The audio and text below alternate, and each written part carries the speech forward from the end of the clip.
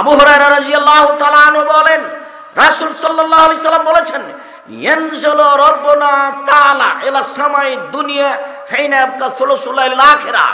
যখন রাতের 3 ভাগের 2 ভাগ পার হয়ে যায়, রাতের 3 ভাগের 2 ভাগ পার হয়ে গেছে, 1 ভাগ বাকি আছে, এখন রাত 3টা, এখন রাত 2টা, আড়াইটা, এখন রাত 4টা।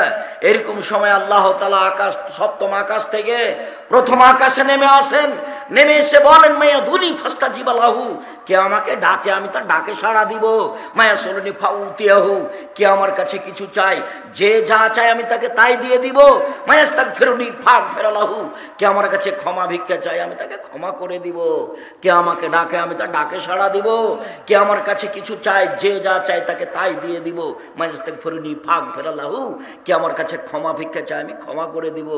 এইভাবে একবারে প্রত্যেক রাতে ফজরের আজান পর্যন্ত তিনি প্রতীক্ষমান থাকেন।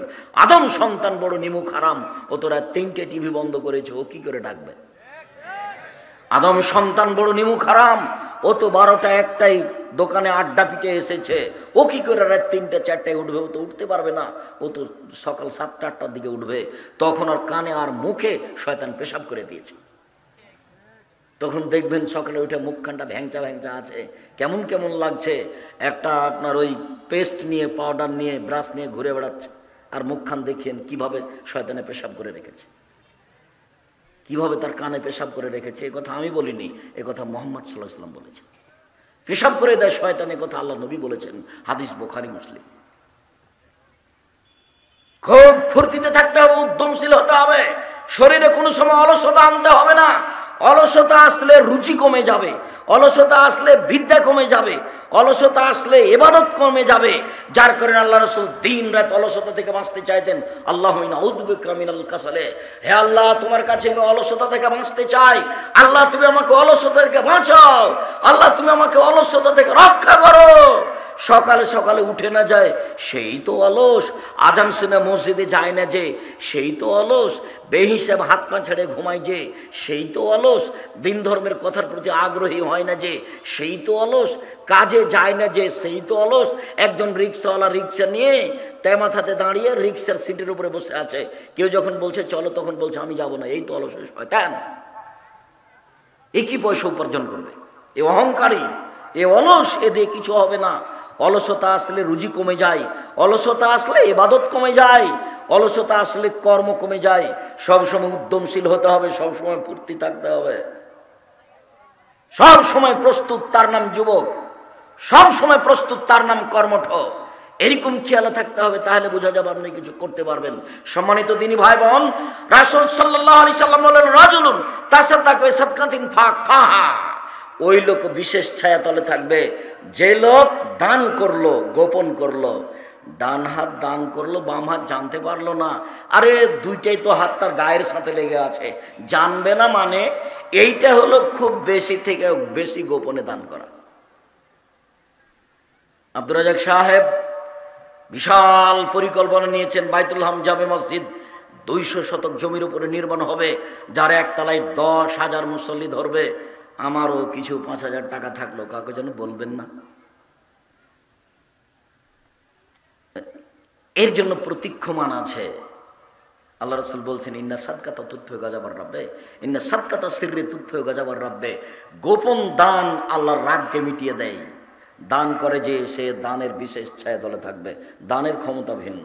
ইবাদতের জগতে সবচেয়ে শক্তিশালী, ক্ষমতাধর, পাওয়ারফুল, ব্যতিক্রম ইবাদত হচ্ছে দান। দানের মতো শক্তিশালী ইবাদত পৃথিবীতে নেই। প্রত্যেকটা ইবাদত আপনার উপকার করতে পারে। সালাত আপনার উপকার করবে, আরেকজনের করতে পারে না। হজ আপনার উপকার করবে, আরেকজনের করতে পারে না। কোরআন তেলাওয়াত আপনার উপকার করবে, আরেকজনের করতে পারে না। কিন্তু দান যদি করেন তাহলে আপনার থেকে আরেকজনের কাছে পার হয়ে যাবে। আপনি দান করলেন, আপনি নেকি পেলেন। মার নামে দান করেছেন, তাই কবরের শাস্তি বন্ধ হয়ে গেল। আপনি দান করলেন, দান ওইভাবে পাপকে মিটিয়ে দিবে। ইন্না সাদকাতা তুতফিল খাতিয়াতা কামা ইতফিল মাউন নারা।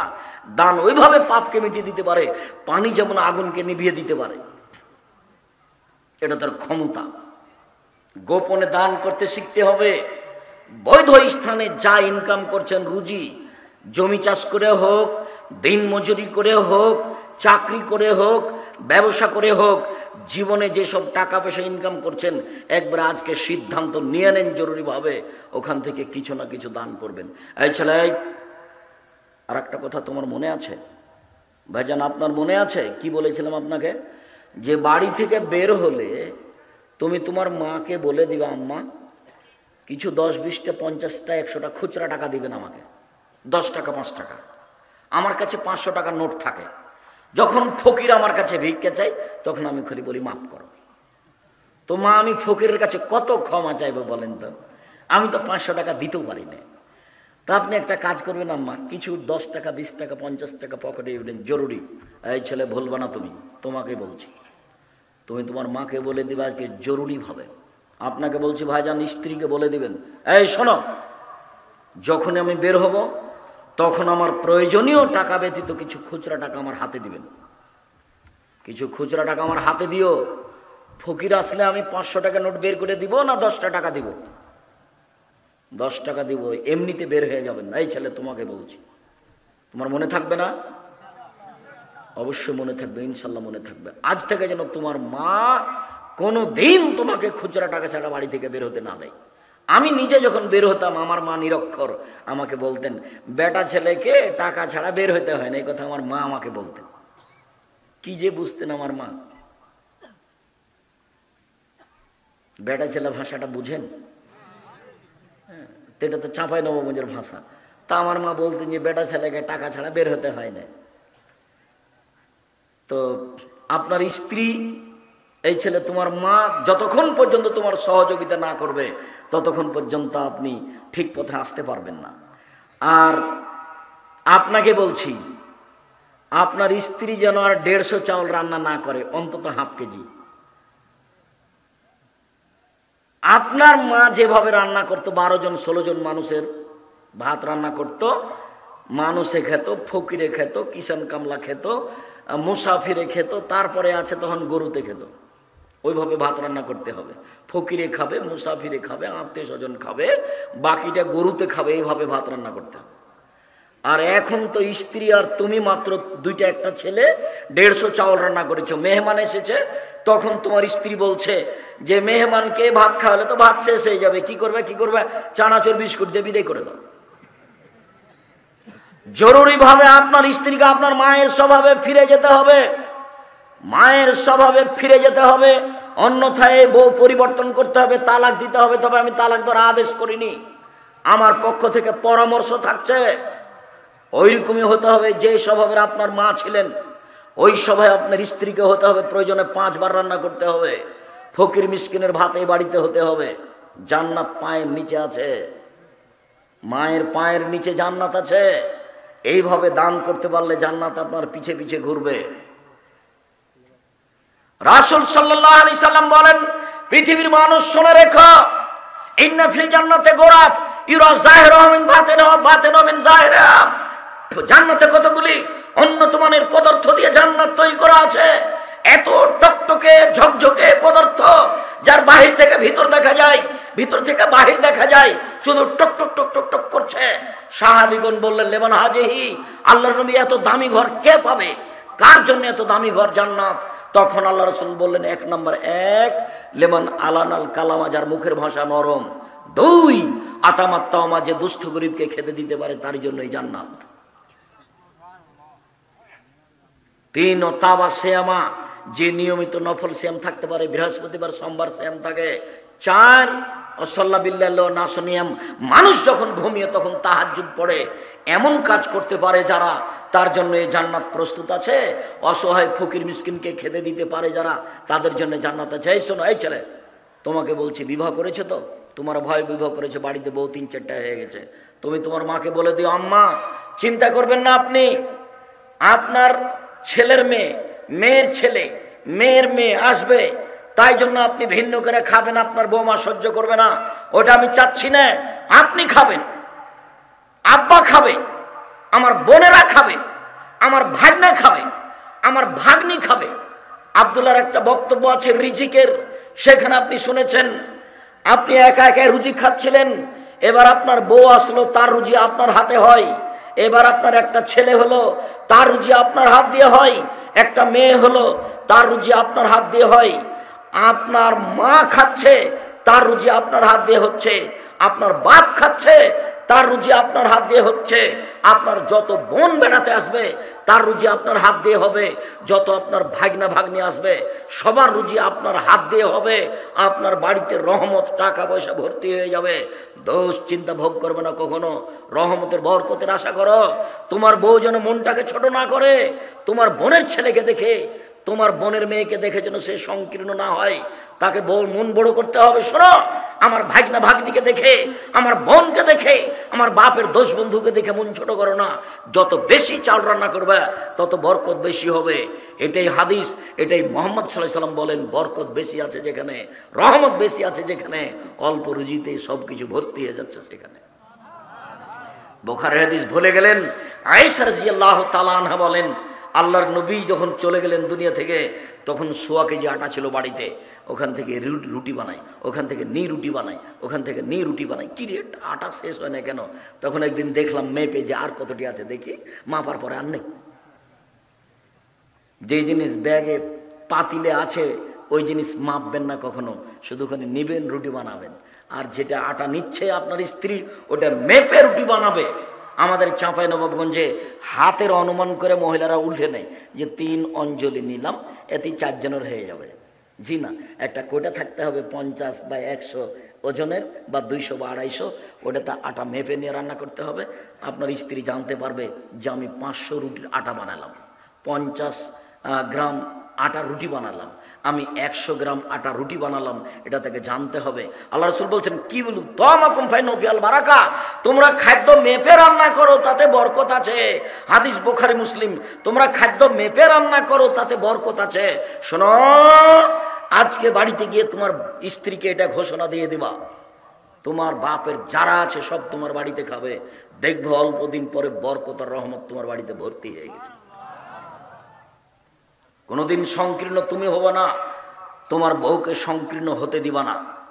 আবু হুরায়রা রাদিয়াল্লাহু তাআলা আনহু বলেন, রাসূল সাল্লাল্লাহু আলাইহি ওয়াসাল্লাম বলেছেন,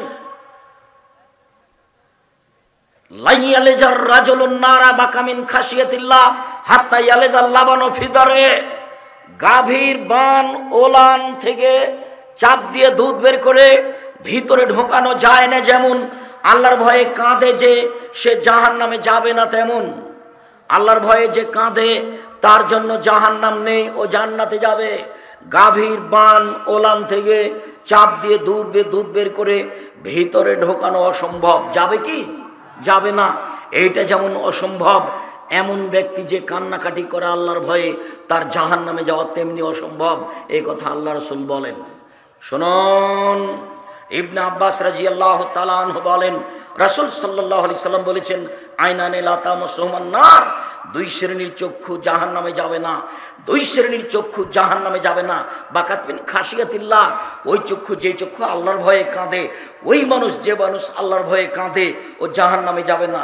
ওয়া হারাসাত সাবিলিল্লাহ, ওই চক্ষু, যে চক্ষু আল্লাহর রাস্তায় পাহারা দেয়, যে চক্ষু আল্লাহর রাস্তায় কাজ করে, সেই চক্ষু, সেই ব্যক্তি জাহান্নামে যাবে না। মুআবিয়া ইবনে হাওদা রাদিয়াল্লাহু তাআলা আনহু বলেন, রাসূল সাল্লাল্লাহু আলাইহি সাল্লাম বলেছেন, সালাসু ওয়াইনুন লা তারাহুমান নার, 3 শ্রেণীর মানুষ জাহান্নামে যাবে না। 3 শ্রেণীর মানুষকে জাহান্নাম দেখবে না। 3 শ্রেণীর মানুষের চক্ষু জাহান্নামে যাবে না। 3 শ্রেণীর মানুষ জাহান্নামে যাবে না। 1, বাকাত মিন খাশিয়াতিল্লাহ, ওই চক্ষু, ওই মানুষ যে আল্লাহর ভয়ে কাঁদে। 2, হারাসাত ফি সাবিলিল্লাহ, ওই চক্ষু, ওই মানুষ যে আল্লাহর রাস্তায় পাহারা দেয়।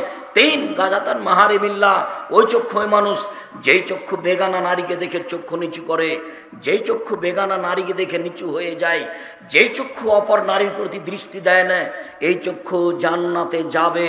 এই কথা মুহাম্মদ সাল্লাল্লাহু আলাইহি সাল্লাম বলেন। জাবের রাদিয়াল্লাহু তাআলা আনহু বলেন, সাআলতু রাসূলুল্লাহ সাল্লাল্লাহু আলাইহি ওয়াসাল্লাম ফাজাতে, একদা আমি আল্লাহর রাসূলকে জিজ্ঞাসা করলাম, হঠাৎ মহিলাদের উপরে চক্ষু পড়া হতে, আল্লাহর নবী, হঠাৎ যদি মহিলাদের উপরে চক্ষু পড়ে যায় তাহলে কি করব? আল্লাহর নবী, হঠাৎ যদি মহিলাদের উপরে চক্ষু পড়ে যায় কি করব? তখন আল্লাহর রাসূল তাকে বললেন, ফা আমারানি আন আসরিফা বাসারি, তিনি আমাকে আদেশ করলেন যে আমি আমার চক্ষুকে ফিরিয়ে নিব। তিনি আমাকে আদেশ করলেন যে আমি চক্ষুকে ফিরিয়ে নিব, এইভাবে বেঁচে থাকার চেষ্টা করতে হবে, যার কারণে জরুরি প্রয়োজন ছাড়া বাজারে যেতে হবে না। আপনি যেতে পাবেন না, আপনার বউ তো দূরের কথা। রাসূল সাল্লাল্লাহু আলাইহি ওয়াসাল্লাম বলেন, আবগাজুল বেলাদ ইলাল্লাহে আসওয়াকুহা, পৃথিবীতে সবচেয়ে খারাপ জায়গা হচ্ছে বাজার, পৃথিবীতে সবচেয়ে নিকৃষ্ট জায়গা হচ্ছে বাজার, পৃথিবীতে সবচেয়ে খারাপ জায়গা হচ্ছে বাজার। আপনার বউ তো বহু দূরের কথা, আপনি যাবেন না জরুরি প্রয়োজন ছাড়া, আপনার বউ তো ভাবাই জানে। ওয়াহাবুল বেলাদ ইলাল্লাহি মাসাজিদুহা, পৃথিবীতে সবচেয়ে সুন্দর আল্লাহর প্রিয় জায়গা হচ্ছে মসজিদ। যখন তখন মসজিদে যাবেন, মসজিদে বসে থাকবেন, সলাতের পরে জিকির আজকার করবেন। সলাতের পরে যদি জিকির আজকার করেন তাহলে হয়ে যাবেন সেই দিনের মতো যেদিন আপনার মা আপনাকে জন্ম দিয়েছে। মসজিদে বসে যদি তাসবিহ তাহলিল করেন, জিকির আজকার করেন, তাহলে হয়ে যাবেন সেই দিনের মতো যেদিন আপনার মা আপনাকে জন্ম দিয়েছে। আপনি নিষ্পাপ হয়ে যাবেন, এই কথা মুহাম্মদ সাল্লাল্লাহু আলাইহি সাল্লাম বলেন। সম্মানিত দিনী ভাই বোন, আপনাদের বলার পরে উপস্থিত বৈঠকের দিনী বোন একটু এদিকে খেয়াল করেন। এই মেয়ে, মাথায় কাপড় দেওয়ানি কেন এত শীতের রাতে? তোমার শরম হয় না? তোমার বাপ তোমাকে দেখতে পায় না? মাথায় কাপড় দেওয়ানি কেন? কি পড়ো তুমি? কি পড়ো? হিসাব পাও না? শিক্ষা মানে কি নগ্ন হওয়া? মাস্টার ডিগ্রি পাস করেছো, তোমার বিদ্যে কি তোমাকে নগ্ন হতে শিখিয়েছে? তোমার বিদ্যে কি তোমাকে এইভাবে বোকা বানিয়েছে? এমন তো বিদ্যা হয় না। তুমি বিদ্যা অর্জন করে জাতির ক্ষতি করলে তোমার এটা বিদ্যা হলো কি করে? তুমি বিদ্যা অর্জন করে নিজের ক্ষতি করলে এটা বিদ্যা হলো কি করে? নিজে আর জনগণকে জাহান্নামে নিয়ে চলে যাচ্ছ, এটা বিদ্যা হয় কি করে? শোনো, উপস্থিত বৈঠকের দিনী মুসলিম বোন একটু খেয়াল করেন। এই মেয়ে শোনো, এদিকে কান লাগাও, গল্প করছো কেন? উপস্থিত বৈঠকের দিনী মুসলিম বোন আপনাকে বলছে, আপনি একটু খেয়াল করেন, এদিকে দেখেন। আবু হুরায়রা রাদিয়াল্লাহু তাআলা আনহু বলেন, রাসূল সাল্লাল্লাহু আলাইহি সাল্লাম বলেছেন, সিনফান মিন আহলিন নার লা মারাহুমা, পৃথিবীর দুই শ্রেণীর মানুষ জাহান্নামে যাবে, আমি তাদের দেখিনি। পৃথিবীর মানুষ শুনে রেখো, পৃথিবীর দুই শ্রেণীর মানুষ জাহান্নামে যাবে, আমি তাদের দেখিনি। মুহাম্মদ সাল্লাল্লাহু আলাইহি সাল্লাম তাদের দেখেননি, তবে তারা জাহান্নামে যাবে। এক কমন মাহুম সেয়াতুন, এক শ্রেণীর মানুষ, তাদের হাতে থাকবে লাঠি, কাজ নাবিল বাকারে, গাভীর লেজের মতো। গাভীর লেজ একদিক মোটা একদিক চিকন, একদিক মোটা একদিক চিকন, এর নাম গাভীর লেজ। এরকম লাঠি মানুষের হাতে থাকবে। যারা দল পার্টি করে তাদের হাতে থাকে, যারা কলেজ বিশ্ববিদ্যালয়ে পড়ে তাদের হাতে থাকে, যারা সরকারি লোক তাদের হাতে থাকে। নাস, এরা মানুষকে তা দিয়ে মারে, এরা মানুষকে মারে। যারা মারামারি করে তারা জাহান্নামে যাবে। হাদিস মুসলিম, যারা মানুষকে মারে তারা জাহান্নামে যাবে। শুনুন, দুই নিসাউন, মহিলা, কাসিয়াতুন, কাপড় পরে থাকে, আর ইয়াতুন, উলঙ্গ। যেই কাপড় পরার পরেও মাথার চুল দেখা যায় সেটাই তো উলঙ্গ পোশাক। যেই পোশাক পরার পরেও অঙ্গ প্রত্যঙ্গ বোঝা যায় সেটাই তো অলঙ্গ পোশাক। নগ্ন পোশাক পরে স্কুল কলেজে গিয়ে শিক্ষা অর্জন করে জান্নাত কিনা যায় না। নিসাউন, মহিলা, কাসিয়াতুন, কাপড় পরে থাকে, আরিয়াতুন, উলঙ্গ। মমিলাতুন, তারা পুরুষকে নিজের দিকে আকৃষ্ট করে, মায়লাতুন, তারা নিজের আকৃষ্ট হয়। লায়াত খোলাল জান্নাহ, এরা জান্নাতে যাবে না। জান্নাতে তো যাবে না, যাবেই না। ওয়ালা ইয়াজিদনা রিহাহা, জান্নাতের গন্ধ পাবে না। ফাইন রিহা লা তুজাদু মিন মাসরাতি কাদা ওয়া কাদা, যে জান্নাতের গন্ধ 1 বছরের দূরত্ব পথ থেকে পাওয়া যায়, এই মহিলা পাবে না। তার মানে জান্নাতে যাবেই না, এরা জাহান্নামে যাবে। সাবধান থেকো, মানুষের ক্ষতি করে জান্নাত কেনার চেষ্টা করিও না, নিজের ক্ষতি করে জান্নাত কেনার চেষ্টা করিও না। তোমার জন্য জান্নাত সহজ। উপস্থিত বৈঠকের মুসলিম বোন শোনেন, আপনার জন্য জান্নাত সহজ। দেখেন তো আপনি মনে রাখতে পারেন কিনা 4টে। নইলে আপনি আদর্শ পরিবার বইটা নিয়ে যায়েন, নইলে আপনি আদর্শ নারী বইটা নিয়ে যায়েন, নইলে আপনি কে বড় লাভবান বইটা নিয়ে যায়েন, আপনি এই সব বইয়ে পেয়ে যাবেন। নইলে আপনি উপদেশ বইটা নিয়ে যায়েন, তাতে পেয়ে যাবেন যে 4টে কাজ করলেই মহিলাদের জন্য জান্নাতের সব দরজা খোলা। 4টে কাজ, এত বড় সুযোগ পৃথিবীর কোনো পুরুষ পায়নি, নবী রাসূল সালেহ কেউ পায়নি। এত বড় সুযোগ মাত্র মহিলাদের জন্য। 4টে কাজ করলে মহিলারা জান্নাতে চলে যাবে। 1 সলাত খামসাহা, 5 ওয়াক্ত সলাত। 2 সমাজ সাহারা, রমজান মাসের সিয়াম রোজা। 3 আতাত বালাহা, স্বামীকে মেনে চলা, তিতা লাগলেও মিঠা লাগলেও। 4 আহসানাত ফারজাহা, জেনায় লিপ্ত না হওয়া। জেনায় লিপ্ত না হয় যদি আর এই 4টে কাজ করে তাহলে জান্নাতের সব দরজা খোলা। যেসব মহিলারা জেনায় লিপ্ত হয়েছ তাদের জন্য বলি, তওবা করো। তুমি আল্লাহর কাছে প্রিয় দাসী বান্দি হয়ে যাবা। আর তুমি যদি এই জেনা আজ থেকে বন্ধ করতে পারো, তাহলে আজ থেকে তোমার জন্য জান্নাতুল মাওয়া ঘোষণা আল্লাহর পক্ষ থেকে। তুমি দুশ্চিন্তা ভোগ করো না, তোমার তওবার প্রয়োজন, তোমার ফিরে আসার প্রয়োজন। 4টা কাজ করলে একজন মহিলা সহজে জান্নাতে চলে যাবে। আপনি জান্নাত যাওয়ার চেষ্টা করেন, আল্লাহ আপনাকে তৌফিক দান করুক, আল্লাহু আমিন। সম্মানিত দিনী ভাই বোন, আমরা এই পর্যায়ে এসে বলছিলাম, খুব খেয়াল করে থাকবেন, কাছাকাছি চলে এসেছি। রাসূল সাল্লাল্লাহু আলাইহি ওয়াসাল্লাম বলছেন, লাইসা শাইউন আহাব্বা ইলাল্লাহি মিন কাতরাতাইনি ওয়া সারাইনি, 2টি বিন্দু ফোঁটা আল্লাহর কাছে যত প্রিয়, 2টি দাগ চিহ্ন আল্লাহর কাছে যত প্রিয়, পৃথিবীর কোনো কিছু আল্লাহর কাছে তত প্রিয় নয়। 2টি বিন্দু ফোঁটা, 2টি দাগ চিহ্ন, এক কাতরাতু দুমিন মিন খাশিয়াতিল্লাহ, আল্লাহর ভয়ে 1 ফোঁটা চোখের পানি আল্লাহর কাছে যত প্রিয়, পৃথিবীর কোনো কিছু আল্লাহর কাছে তত প্রিয় নয়। কোটি টাকা দান অত প্রিয় নয়, রমজান মাসের সিয়াম অত প্রিয় নয়, 1 ফোঁটা চোখের পানি আল্লাহর কাছে যত প্রিয়। রমজান মাসের সিয়াম ফরজ, ইবাদতের জগতের সবচেয়ে দামি ইবাদত। তারপর রাসূল সাল্লাল্লাহু আলাইহি ওয়াসাল্লাম এভাবে বলেননি। আল্লাহ রাসূল বলছেন, এমন কিছুই নাই যেটা আল্লাহর কাছে তার চেয়ে বেশি প্রিয় হতে পারে। সেটা কি? 1 ফোঁটা চোখের পানি। 2 কাতরাতু দামিন ফি সাবিলিল্লাহ তুহরাকু ফি সাবিলিল্লাহ, আল্লাহর রাস্তায় নেমে গিয়ে যুদ্ধ করে কেটে যাওয়া, ফেটে যাওয়া 1 ফোঁটা রক্ত আল্লাহর কাছে যত প্রিয়, পৃথিবীর কোনো কিছু তত প্রিয় আল্লাহর কাছে নয়। ওয়াসারানে, 2টি দাগ চিহ্ন, 1 আসারুন ফি সাবিলিল্লাহ, আল্লাহর পথে নেমে গিয়ে দাগ চিহ্ন, যুদ্ধে নেমে গিয়ে কেটে গেছে, ফেটে গেছে, এই দাগ আল্লাহর কাছে যত প্রিয়, পৃথিবীর কোনো কিছু আল্লাহর কাছে তত প্রিয় নয়। 4 ওয়াসারুন ফি ফারিজাতিন মিন ফারাইজিল্লাহ, আল্লাহর দিন ধর্ম পালন করতে গিয়ে, 5 ওয়াক্ত সালাত আদায় করতে গিয়ে কপালে দাগ, হাঁটুতে দাগ, এই টাকনুতে দাগ, বসে বসে জিকির আজকার করতে গিয়ে টাকনুতে দাগ, হাঁটুতে দাগ, কপালে দাগ, এই দাগ চিহ্ন আল্লাহর কাছে যত প্রিয়, পৃথিবীর কোনো কিছু আল্লাহর কাছে তত প্রিয় নয়। সিরিয়াল 4টা দেখেন, 1 নম্বরে যেটা আছে সেটা সহজ, সিরিয়াল যত নিচে আছে সবটাই কঠিন। 1 ফোঁটা চোখের পানি সবচেয়ে সহজ। 2 আল্লাহর রাস্তায় 1 ফোঁটা রক্ত কঠিন। 3 যুদ্ধে নেমে গিয়ে কেটে যাওয়া, ফেটে যাওয়া দাগ কঠিন। 4 ইবাদত করতে করতে কপালে, পায়ে, টাকনুতে, হাতে দাগ, এটা কঠিন, সহজ নয়। কিন্তু মনে থাকবে না মনে হয় 4টে। এই ছেলে, ঘুমাচ্ছ নাকি? মুরব্বী, আপনি ঘুমাচ্ছেন?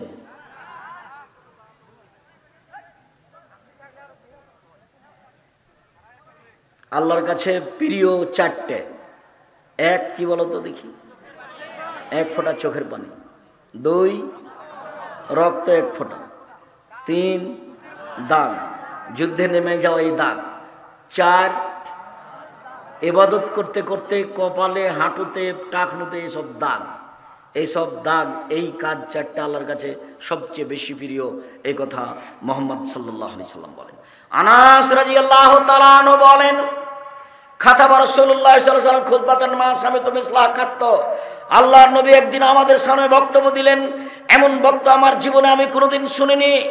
আল্লাহর নবী একদিন আমাদের সামনে বক্তব্য পেশ করলেন, এরকম বক্তব্য আমার জীবনে আমি কোনোদিন শুনিনি। তিনি বক্তব্যে বললেন, পৃথিবীর মানুষ শুনে রেখো, লাউ তাআলামুনা মা আলামু, আমি আল্লাহকে যেভাবে চিনি তোমরা যদি চিনতে, আমি আল্লাহকে যেভাবে জানি তোমরা যদি জানতে। পৃথিবীর মানুষ শোনো, আমি আল্লাহকে যেভাবে জানি তোমরা যদি জানতে, আমি আল্লাহকে যেভাবে চিনি তোমরা যদি চিনতে, লা বাকাইতুম কাসিরান ওয়া দাহিকতুম কালিলা, তাহলে বেশি বেশি কাঁদতে, কম কম হাসতে, বেশি বেশি কাঁদতে, কম কম হাসতে, বেশি বেশি কাঁদতে, কম কম হাসতে। বুখারী মুসলিম। দেখেন তো আমাদের হাসির পরিমাণ আর কান্নার পরিমাণ। এখানে আমরা যতজন লোক বসে আছি, 1999 জন লোক হয়তো বা কান্নার ফিল্ডে নেই, কিন্তু হাসি তো দিন রাত আছে, অট্ট হাসি তো আছেই। বোকামি সবসময়, ছেলে তোমার মাথায় সবসময় শয়তান জড়ে থাকে। একবার এখানে মানুষকে বসে হাসাও, একবার ওখানে বসে হাসাও, এখানে এখানে বেঢঙ্গা কথা বলো, ওখানে একটা বেঢঙ্গা কথা বলো, দিন রাত মানুষকে হাসাও। মানুষ হাসলে অন্তর মরে যায়। আল্লাহ রাসূল বলছেন, ইন্না যাকালা তুমিতুল কালবা, নিশ্চয় হাসি মানুষের অন্তরকে মেরে দেয়। ওই অন্তর তখন কাঁদে না, ওই অন্তর তখন পড়া মুখস্থ করতে পারে না, ওই অন্তর তখন কোরআন মাজিদ মুখস্থ করতে পারে না, ওই অন্তর তখন ধর্মের কোনো জিনিস মনে রাখতে পারে না। সম্মানিত দিনী ভাই বোন, আলোচনার পুনরাবৃত্তিতে বলছি, সবাই একটু খেয়াল করুন। আপনাদের অনেক দাবি থাকলেও, আপনাদের বসে থাকার গতি অনেক পছন্দনীয় হলেও, ঠিকই যেভাবে বলেছি সেভাবে বসে আছেন। আমি আপনাদের শুকরিয়া আদায় করি, জাযাকুমুল্লাহ খায়ের। আপনারা আমাকে অনেক ভালোবাসেন, এটা আমি বুঝি, এটা আমি জানি। ইচ্ছা করলেও আমি আসতে পারি না। আপনার সাথে আমার আন্তরিকতার কোনো অভাব নেই। আপনার প্রোগ্রাম নিই না বা নিতে পারি না, এর অর্থ এই নয় যে আপনার সাথে আমার আন্তরিকতার অভাব আছে। আমি কোনোদিন টাকার কমবেশে তারিখ পরিবর্তন করিনি, করা লাগেনি। টাকার পিছনে আমি কোনোদিন দৌড়াই, টাকা আমার পিছনে দৌড়াই। কোনোদিন আমাকে কিছু বলা লাগেনি এই ব্যাপারে, এরকম হিসাব আমার মাথায় কোনোদিন আসেনি। যার জন্য আমি বলেছি, 31 বছরে কেউ যদি বলে দিতে পারে যে আব্দুর রাজ্জাক সাহেব একদিন পথ খরচ পাথেও চেয়েছিল, এটা প্রমাণ হয়ে গেলে আমি সেদিন থেকে আর বক্তব্য দেব না। যে বদনাম করছে তাকে একটু বলতে বলো না যে আব্দুর রাজ্জাক সাহেব আপনি বদনাম করছেন কেন, আপনি আমাদের সামনে বলে দেন। আমার জীবনে যদি আমি কোনোদিন পাথে চেয়েছি এটা প্রমাণ হয়, আমি বক্তব্য দেব না। একটু বলতে বলেন না তাকে, ওকে বলতে বলেন যে আমি কোনোদিন কেসা কাহিনী বলিনি। ওকে বলতে বলেন যে আমি কোনোদিন অপ্রয়োজনীয় বাক্য বলিনি। রংপুর সঠি বাড়িতে আমি কাহিনী শোনাচ্ছি না, কাহিনী মানাই না সেই জন্য। তবে একদিন বলেছিলাম, একেবারেই মানাই না, যার জন্য বলি না। তা আমার সামনে উনি বলতে লাগলেন ওই পাকিস্তানের গন্ধে মানুষ থাকতে পারে না, তো পাঁঠার গন্ধে মানুষ আরও থাকতে পারে না, ওইও মারা যাচ্ছে, লাফাচ্ছে। তো এই তোমাদের আর আমি বিস্তারিত বুঝালাম না, তোমরা হেসে উঠবে সেই জন্য। তো তিনি আমার সামনে আছেন, উনি আমার আগে বক্তব্য দিচ্ছেন, এই কাহিনী শোনালো, এমন কাহিনী শোনালো যে মাঠে পুরুষ নারী আর স্ত্রী থাকতে পারলো না। হাসতে হাসতে একেবারে নাড়ি টাড়ি সব ঢিল হয়ে গেল, এত হাসি। সাহাবী বলছেন, এরবাজ ইবনে সারিয়া বলছেন, রাসূল সাল্লাল্লাহু আলাইহি সাল্লাম আমাদের সামনে দাঁড়ালেন, ফাকাতাবা খুতবাতান, এমন বক্তব্য দিলেন, জারাফাত মিনহাল উয়ুন, যার কারণে আমাদের চোখ দিয়ে পানি ঝরঝর ঝরঝর করে ঝরতে লাগলো। মনে হলে যেন কান্না হাজি মওইদাতু মুওয়াদ্দিন, এটাই মনে হয় শেষ বক্তব্য। বক্তব্যের ধারা গতি এমন ছিল, মনে হচ্ছিল যেন এটা শেষ বক্তব্য। বক্তব্য শুনতে শুনতে দুই চোখের পানি ঝরছিল। আমরা এক পর্যায়ে বললাম, না, আপনি আমাদের একটু ওসিয়ত করেন, মনে হচ্ছে আজকে শেষ বক্তব্য, আরো কিছু বলেন। তখন বলেন, উসিকুম বিতাকওয়াল্লাহ, আমি তোমাদের বক্তব্য আর কি বেশি বলবো, আমি বলছি তোমরা আল্লাহকে ভয় করো, পরহেজগার হও।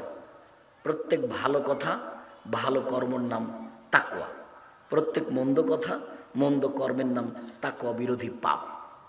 তো বসে আছেন, আমি খুব খুশি, আপনাদেরকে আমি অনেক ভালোবাসি। আমি আপনাদের পাশে আসতে পারি আর না পারি, আপনাদের সাথে আমার আন্তরিকতার অভাব নেই। আর ভুলেও কোনোদিন বুঝবেন না যে আমার বিরোধিতা যে করে তাকে আমার বিরোধিতা করতে হবে, এরকম আমার জীবনে কোনোদিন ঘটেনি, ঘটবেও না, প্রয়োজন নাই সেটা আমার। ওটা আমি কোনোদিন প্রয়োজন মনে করিনি। মাঝে মধ্যে কোনো জেলায় উপস্থিত হলেও পাল্টা আমি তাকে ক্ষমা চাইতে দেখি, হাত ধরে ক্ষমা চাচ্ছে, বলছে ভুল হয়ে গেছে, অনেক কিছু বলেছি, এরকম বলতেই থাকে যে কোনো জেলাতে যাই। যার কারণে আমি তার উপরে যে আমি ক্ষিপ্ত সেটাও নয়। সকল দিনী ভাই বোনকে আমরা এইসব বক্তব্য মেনে চলার জন্য অনুরোধ জানাচ্ছি।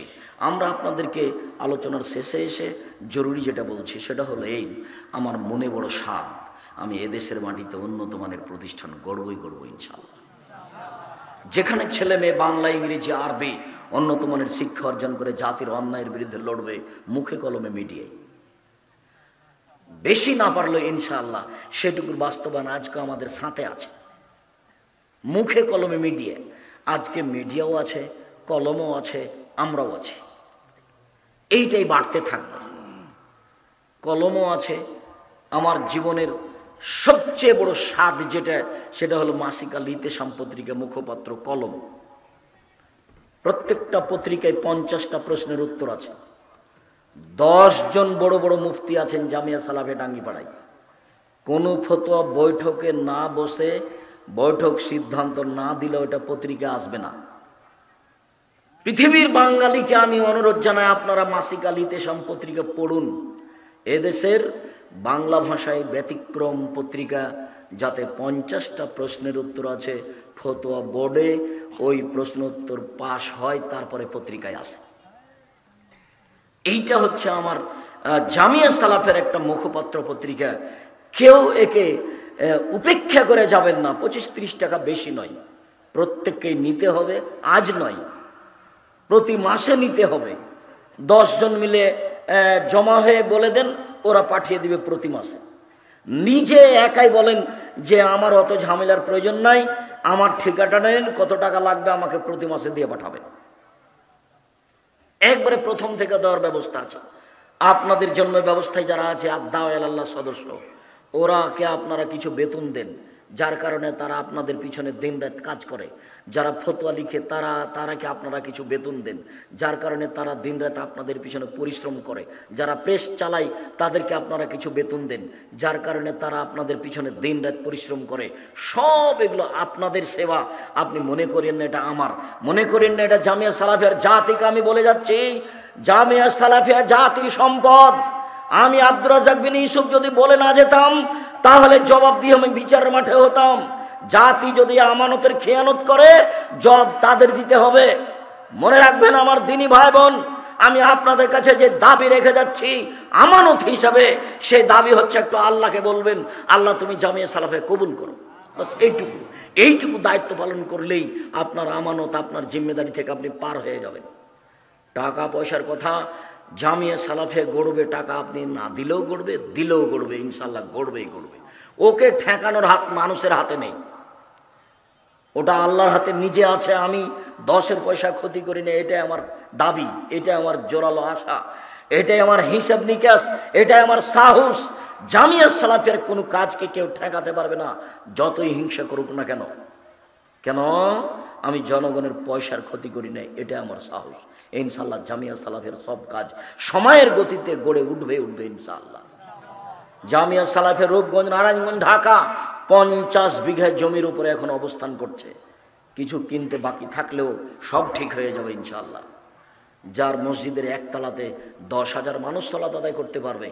জামিয়া সালাফিয়া ডাঙ্গিপাড়া প্রায় 20-25 বিঘা জমির উপরে অবস্থান করছে, যে মসজিদের 2 তলা পর্যন্ত কমপ্লিট হয়ে গেছে, যার একতলায় 3,000 মানুষ সালাত আদায় করতে পারবে, যে মসজিদটি 90% জমির উপর অবস্থান করছে। আপনি দেখবেন, একদিন দেখে আসবেন।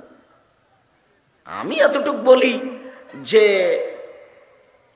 আপনার 10টা টাকা ছাড়া জামিয়া সালাফে গড়ে উঠুক, এটা আমি চাই না। কেন?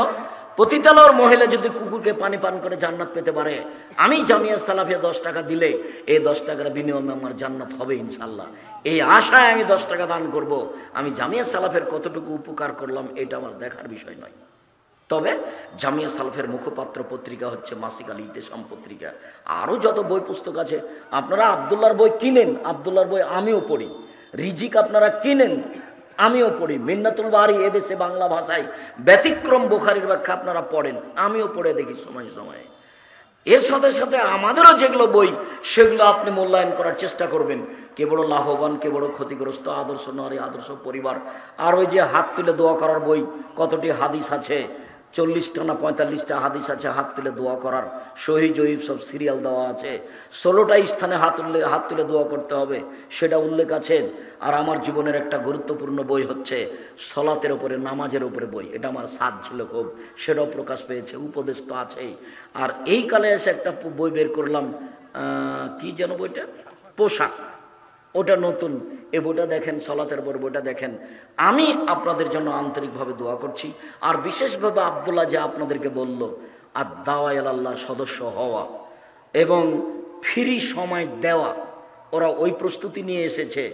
রংপুর, লালমনিরহাট, নীলফামারী, কুড়িগ্রাম, পঞ্চগড়, এগুলো তারা ঘুরবে। সেই জন্য আপনারা কিছু সময় দেন।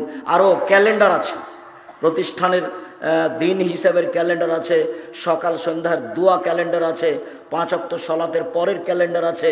50 টাকা বড় কথা নয়, যেতে যেতে ওই কথায় খরচ হয়ে যাবে। এগুলো সব নিয়ে যাওয়ার চেষ্টা করবেন। আমি আপনাদের জন্য আন্তরিকভাবে দোয়া করি। ও জামিয়া সালাফিয়া দিনাজপুরের প্রোগ্রাম ঠিক আছে, ইনশাআল্লাহ তারিখের যদি 19 বিষয়ে আবারও জানাবো, এবং ওই তারিখই বহাল আছে।